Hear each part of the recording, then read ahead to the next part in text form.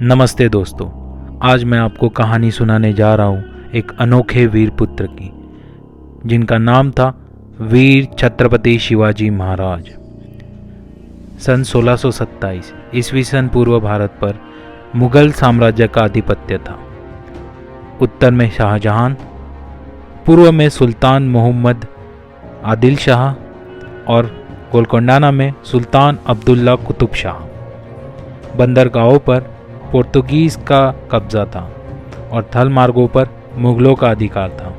इसलिए उत्तरी अफ्रीका और मध्य एशिया से मुगल अधिकारियों को ला पाना मुमकिन नहीं था। इसलिए डेक्कन के सुल्तान को हिंदू अधिकारियों को नियुक्त करना पड़ता था। आदिल शाह के सेना में एक मराठा सेनाध्यक्ष थे जिनका नाम था शाहजी भोसले।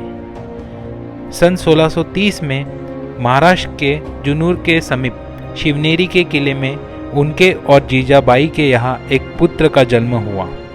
स्थानीय देवी शिवाई के नाम पर पुत्र का नामकरण हुआ, जो आगे बढ़कर छत्रपति शिवाजी महाराज के नाम से विश्वविख्यात हुए।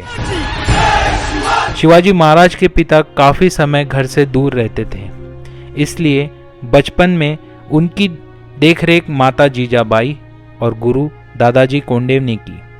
दादाजी ने उन्हें युद्ध कौशल और नीति शास्त्र सिखाए और जीजा माता ने हिंदू धार्मिक कथा। जब दादाजी का सन 1647 में निधन हुआ, तब उनका यह मानना था कि शिवाजी अपने पिता की तरह ही आदिल शाह के सेना में उच्च पद पर आसीन हो, लेकिन विधि को कुछ और ही मंजूर था। सन 1646 में भारत में किसी भी हिंदू शासन को अपने स्वतंत्र शासन स्थापन करने के लिए 3 परिस्थितियों का होना अनिवार्य था। नंबर 1, शक्तिशाली साम्राज्यों के केंद्र से दूर हो। नंबर 2, जमीन खेती के लिए अनुपयोगी हो। और नंबर 3, जंगल से घिरा हुआ हो ताकि छापामार युद्ध और गोरिल्ला वॉरफेयर करा जा सके। ये परिस्थितियाँ शिवाजी महाराज के लिए अनुकूल बनी जब उन्होंने स्थानिक किसानों और अपने मावड़ों के समर्थन से अपने सेना का निर्माण किया। शिवाजी को भली भांति पता था कि साम्राज्य को स्थापित करने के लिए किलों का क्या महत्व है। इसीलिए सिर्फ 15 साल की उम्र में ही आदिल शाह के अफसरों को रिश्वत देके उन्होंने तोड़ना, चाकन, कोंडान किलों को अपने अधिकार में कर लिया। उसके बाद उन्होंने आबाजी सोमदेव के मदद से ठाना, कल्याण और भिवंडी के किलों को मुल्ला अहमद से छीनकर अपने अधिकार में कर लिया। इन घटनाओं से आदिल शाह सल्तनत में हड़कंप मच गया।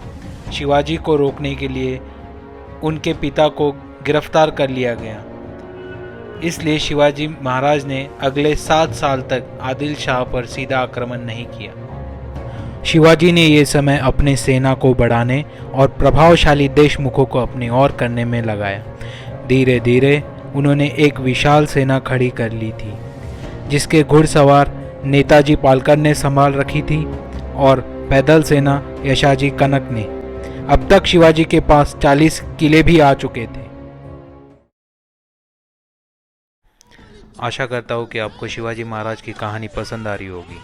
अगर सच में पसंद आ रही हो और आप वीडियो में यहाँ तक बने हो तो चैनल को सब्सक्राइब करना मत भूलिएगा, ताकि मैं जब भी इसके आगे का पार्ट अपलोड करूँ आपको नोटिफिकेशन ज़रूर आ जाए।